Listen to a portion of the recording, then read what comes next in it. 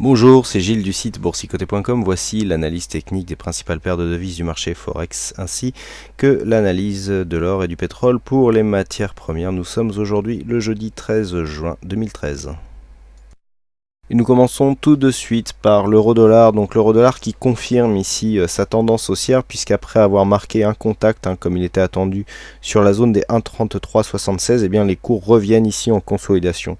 Alors c'était un scénario qui avait été émis hier soir puisque je vous avais dit que sur cette phase ici et dans un contexte suracheté, si on cassait ici cette zone, il était probable que sur un contact ici des 1,3376, eh bien il y ait un mouvement de consolidation qui devrait intervenir suite à ce contact, puisque bon, c'était quand même une résistance majeure.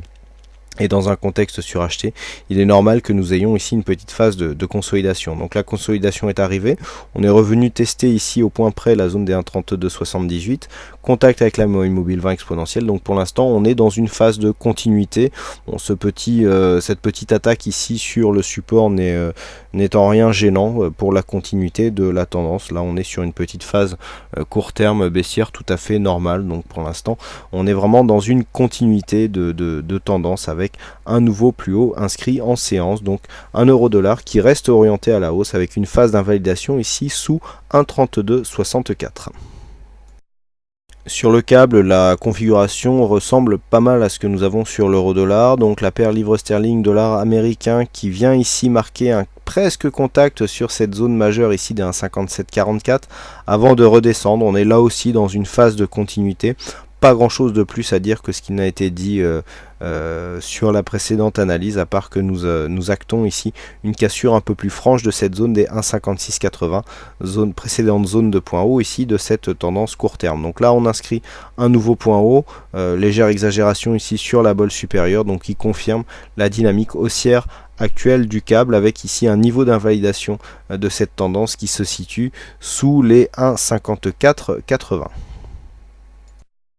Sur le dollar yen, eh bien, je dirais que l'objectif est atteint parce que nous avions un support ici majeur sur 94,02 qui était finalement l'objectif de cette phase baissière. Donc pour l'instant on est venu ici s'arrêter sur cette zone. Alors suite au franchissement ici des 94,84, eh bien c'était le prochain objectif. Pourtant le contexte et c'est à la limite de la survente. Déjà hier on avait un MACD dans sa zone négative mais très hésitant. Puis donc finalement, eh bien, les cours ont cassé cette zone de support pour venir ici s'appuyer sur la zone des 94 yens pour 1 dollar.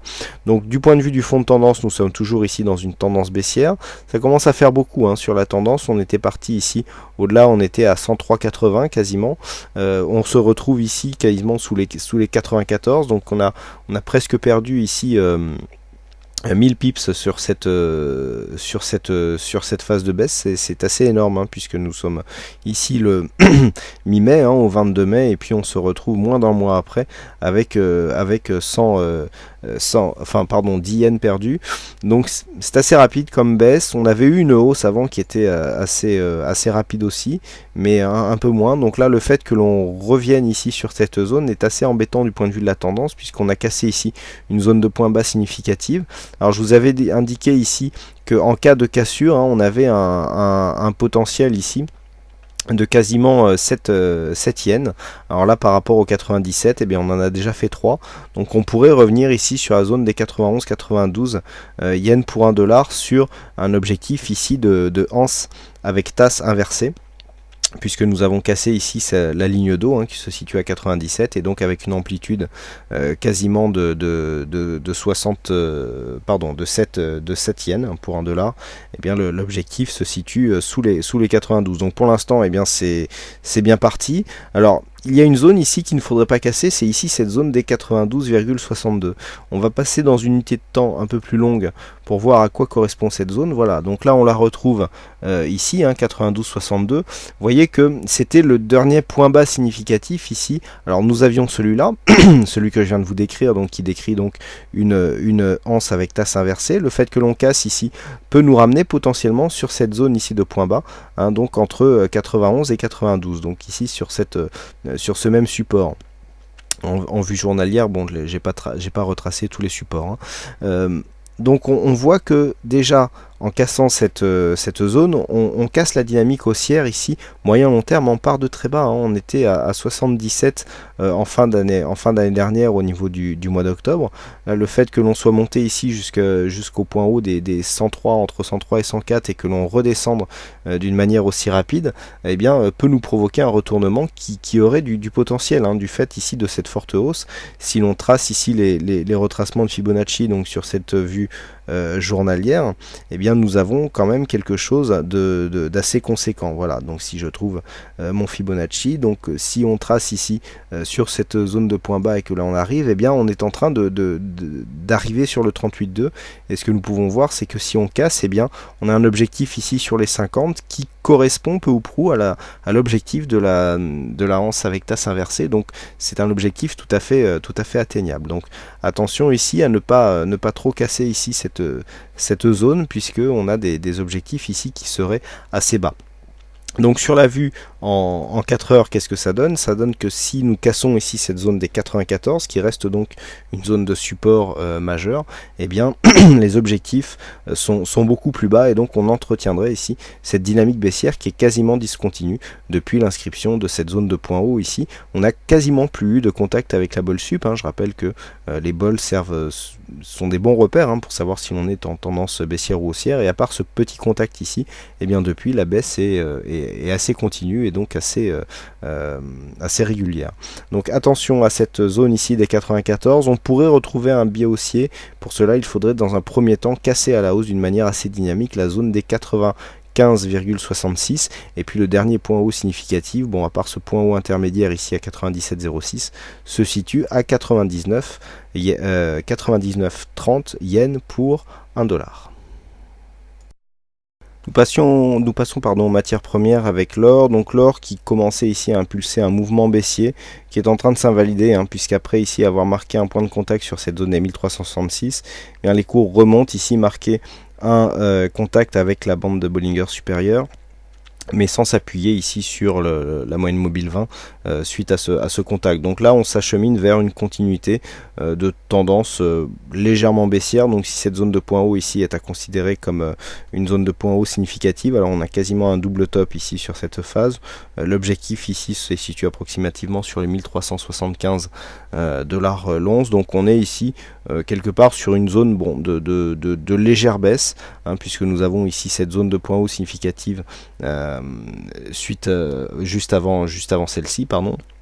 Donc là, l'objectif est de surveiller maintenant la zone des 1366 dollars l'once, puisque sur une cassure de cette zone de support, on aurait donc une confirmation que la tendance est bel et bien baissière, puisque nous aurions des points hauts et des points bas successifs de plus en plus bas.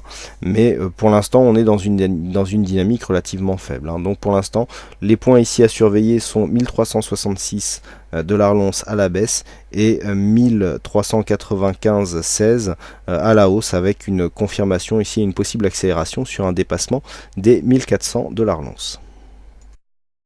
Et puis nous terminons avec le pétrole, avec dans un premier temps le WTI, donc qui reste ici sur sa tendance court terme plutôt haussière, au sein d'une tendance, je dirais, de fond qui reste neutre, hein, puisque tant que nous ne dépasserons pas ici les 97 dollars le baril, eh bien nous serons dans une tendance, je veux dire, sans direction, hein, dans un range moyen terme entre 91 et 97 le baril. Donc là pour l'instant on confirme le biais haussier court terme, avec une dynamique retrouvée ici suite à un contact avec ce support, hein. Donc ici c'est relativement net, qui sera confirmé donc sur une cassure ici des 96,50, et par contre une cassure des 97, eh bien nous provoquerait une sortie de cette zone d'évolution horizontale moyen terme.